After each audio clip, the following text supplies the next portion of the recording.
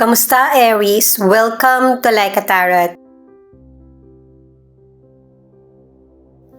Alamin natin gamit ang angel number at mystical cards kung ano ang energy na ipapakita or message. Mamaya naman gamit ang tarot cards, alamin natin kung ano ang past, present at future mo.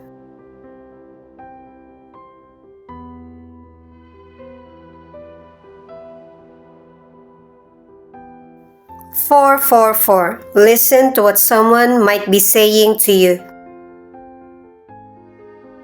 Kasi guys, kapag nagbibigay ng mensahe ang universe, pinaparating ito sa panaginip mo, pwedeng gumamit din ng tao na para dumaan sa buhay mo na bigyan ka ng lesson o kaya ng advice. Minsan lang ito darating sa buhay mo na merong taong makakatulong sa iyo para makapag-desisyon ka sa nangyayaring situation sa iyo. Kasi alam ng universe na may ilang Aries na meron kang sitwasyon na dinidelay or hindi ka makapag-isip ng tamang solution or kasagutan. Kaya maging aware sa mga signs.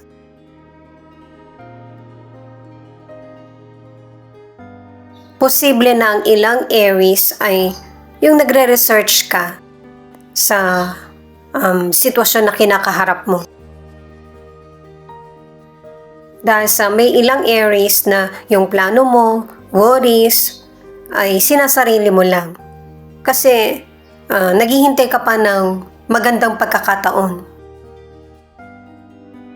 Alam mo na meron ding magiging mabuting dala yung patience mo. At ito nga yung mangyayari sa situation mo. Yung mga hindi klarong sitwasyon sa iyo ay magkakaroon na ng linaw. Marami kang matututunan sa experience na ito na dala ng kapwa mo or ikaw mismo yung magsishare ng experience. Paalala para sa mga bagong viewers na ang reading na ito ay timeless reading, general reading at guide po lamang. Ano man ang gender mo or edad mo, kunin mo lang kung ano yung akma sa sitwasyon mo. Ikaw na rin magpalit kung si person mo ba ito o ikaw. At saka ito yung start ng 1 week reading mo. Alamin muna natin kung ano yung mga cards mo para sa past.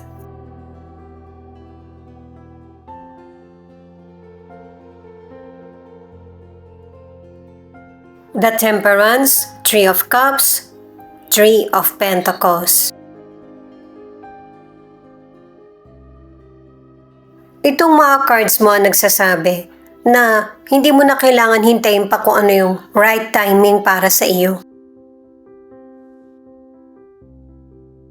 Dahil sa kahit yung mga taong nakakasalamuha mo ay hindi rin naman perfect na naging ready sa mga anumang sitwasyon na pinagdaanan, pero nagtagumpay. Pinapakita sa mga cards na may mga taong susuporta sa iyo. May mga grupo na kaibigan ka na pwede mong mapagkatiwalaan. Una na dyan ay yung family mo at yung ilang kaibigan. Ang ilan sa inyo sa career o negosyo dahil sa focus ka or dedicated sa mga ginagawa mo. Bukod sa natatapos mo yung trabaho mo ng matagumpay, ay nakakaani ka rin ng respeto sa kapwa mo. At dahil sa open-minded ka sa career mo o kaya negosyo, mas marami ka pang natututunan. Ang iba naman, inaaral mo talaga or nire-research kung paano mo pa mapapaunlad ang karir mo o negosyo.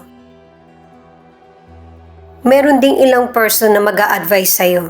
Medyo hindi nga lang maganda yung pagkakasabi, pero may matututunan ka pa rin. Ang ilang single, pwedeng kababata mo to or dati mong schoolmate, kaklase, iimbitahan ka niya. At ito yung time na makikilala mo yung potential person. Pero may ilang single, kahit na may mga person na nagkaka-interest sa iyo, hindi ka nagbibigay ng panahon. Ang ilan sa relationship, yung person mo, nag-iisip na siya na maganda yung bonding. Kasi matagal din na naging busy itong person mo, kaya gusto niya makabawi sa mga panahon na hindi kayo magkasama or hindi nagkakausap. Hindi niya ito sinasadya pero may panahon na kasama mo siya pero dala niya yung trabaho niya or busy siya sa paikipag-usap. Ito yung cards para sa present. Ace of Cups, Knight of Wands, the Strength. Itong mga cards na ito ang nagsasabi na nag-uumapaw yung mga dumarating na blessing sa iyo, lalo na pagdating sa love. Kaya lang, paalala itong mga cards na ito na huwag kang magbigay o magbuhos ng 100% mo sa pagmamahal. Para hindi ka masyadong masasaktan or magi-expect. Marami pang magaganap sa buhay mo. Hindi lang patungkol sa love, sa loved ones, sa karir mo o negosyo, kahit sa panahon. Wala tayong ibang makokontrol kundi ang sarili natin. Kaya, lakasan mo yung loob mo at patuloy na magtiwala na tama yung landas na tinatahak mo.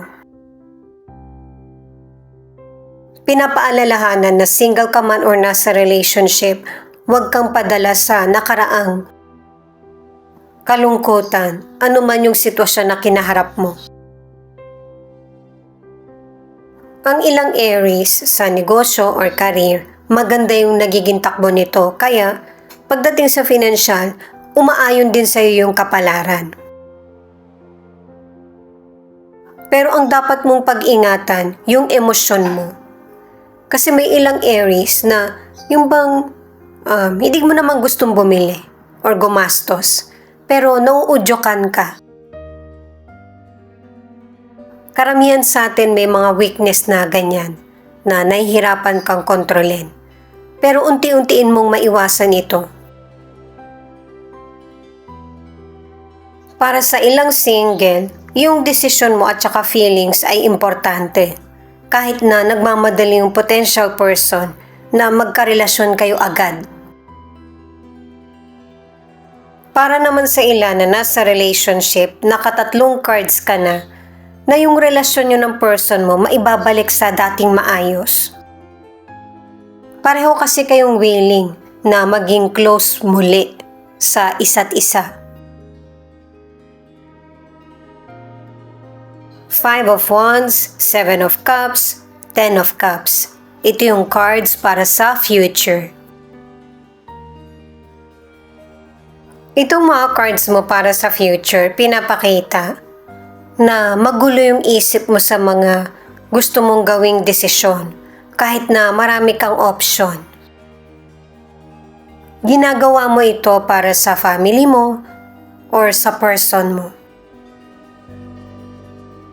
Ano man ang gender mo, gusto mong mabigyan ng mas magandang kinabukasan yung family mo.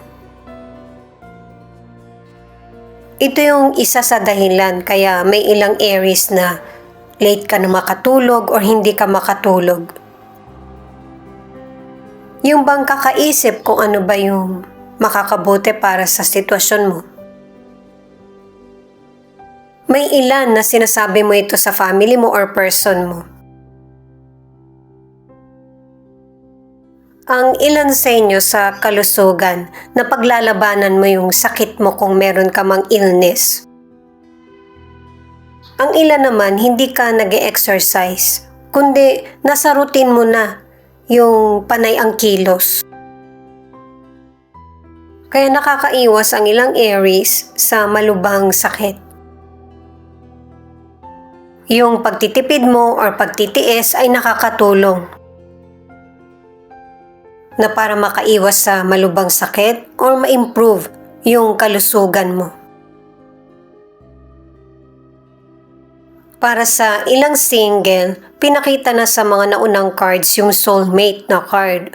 Pero may ilan na iniwasan mo ito. Kaya sa ibang panahon, dumarating yung potential person kasi gusto na ng universe na makapagdesisyon ka na. Maraming magkakagusto sa'yo anuman ang gender mo kasi deserve mo na magkaroon ng lifetime na partner. Para sa ilan sa relationship, hindi na ito yung tamang panahon para malito ka pa kung sino yung soulmate mo. Kasi nakadalawang cards ka na kung sino yung karelasyon mo, siya na yun. May mga taong bumabalik man sa buhay mo, hindi naman ibig sabihin na kailangan karelasyon mo na. Bumabalik para iparealize sa'yo na huwag mo na ulitin yung nakaraan. Na meron kang nasaktan or masaktan ka muli. At saka mas maganda yung nabuo yung relasyon ng person mo ngayon kaysa sa nagdaan. Kaya wag mong hayaan na mawala sa'yo yung person mo. Ito naman yung mga cards na feelings ng person mo na pwede rin ipakita kung ano yung feelings mo.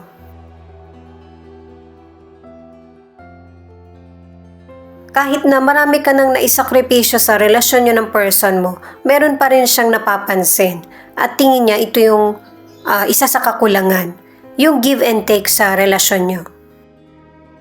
Pwedeng patungkol ito sa opinion or routine. Kaya sinabi na sa mga cards na seryosohin kung ano yung relasyon sa ngayon kasi meron isa sa inyo ng person mo na hindi maghahabol kapag natapos na yung relasyon. Maghabol man, pwedeng responsibilities, pero hindi na patungkol sa love. At saka, pinakita sa tarot cards na kung meron mang person na gustong magbalik, sikapin mo na lang na mag-move on. At kung ano yung nangyayari ngayon, yun yung mas harapin mo na bagong chapter kasi mas may pag-asa. Kung meron mang kakulangan sa relasyon mo sa person mo, sabihin mo ito sa kanya kahit gaano man ito kasakit. Para pareho kayong mag-a-adjust at may patutunguhan ang relasyon nyo. Sa pakikipagrelasyon ng person mo sa iyo, marami siyang natutunan. At saka may ilang areas na wala ka rin namang tinatago na feelings mo or napapansin sa person mo. Itong card na ito ang nagdedetalye katulad ng pinakita sa tarot cards na seryosohin kung ano yung nangyayari ngayon. Kasi pwedeng maulit yung nakaraan na magkaroon ka ng pagsisisi kung person mo man ito or ikaw. Pangatlong card na ito guys na kailangan maging committed sa mga naunang desisyon at kung ano yung dapat panindigan. Kung hindi pa makakapag-desisyon sa ngayon, hinay-hinay lang muna kung magulo pa yung isip mo. Ano man yung sitwasyon na kinakaharap mo, mas piliin mo yung tama at saka yung nagmo-move forward, hindi yung bumabalik. Wala nang dapat balikan pa sa nakaraan. Mas promising yung future. Lalo na sa nangyayari sa present kasi ito yung future mo. Ito naman yung ilan sa 12 zodiac sign na nangunguna sa reading na ito.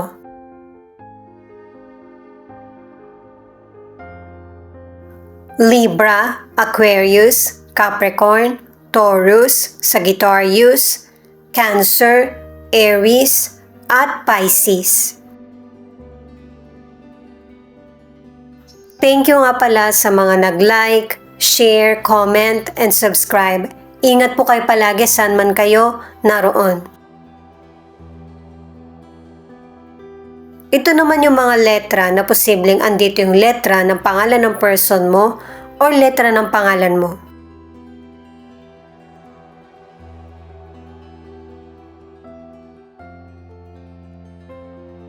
V, H, I, A, D, R, C, E, M, U, Y, P.